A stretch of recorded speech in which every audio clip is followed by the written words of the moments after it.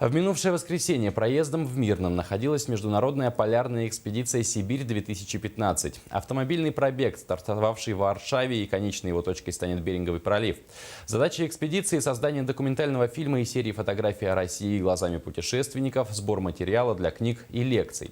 А в рамках экспедиции проходят встречи, концерты и свободное общение с представителями культуры, творческой общественности и журналистами. На одной из таких встреч побывала Тамара Бессмертная.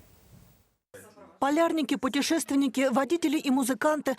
Международная полярная экспедиция, прибывшая в эти дни в Мирный, представляла собой гремучую смесь всего вышеобозначенного.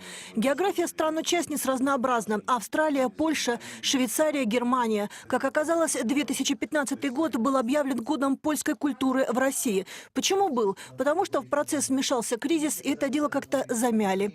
Именно это слово применили участники экспедиции «Сибирь-2015», оправдываясь перед зрителями. Они-то его замяли, а мы нет, не отменили. И 15 января машины стартовали из Варшавы. Как их встретила Сибирь, можно увидеть по кадрам фильма, который водители снимали, путешествуя по Якутии. Зима у вас страшная. Просто жить можно в Москве, а у вас жить просто нельзя. У вас, чтобы выжить, человек должен быть человеку человек, и мы это увидели.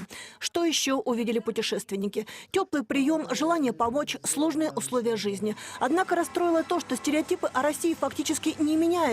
Это еще раз подтвердил фильм. Россия все так же отождествляется с песнями «Калинка» и «Очи черные», исключительно Москвой и пляшущими казачками. Казалось бы, проехали люди 8000 километров, останавливаясь в разных населенных пунктах. Давали концерты, встречались с жителями поселков, городов, видели красивую русскую природу.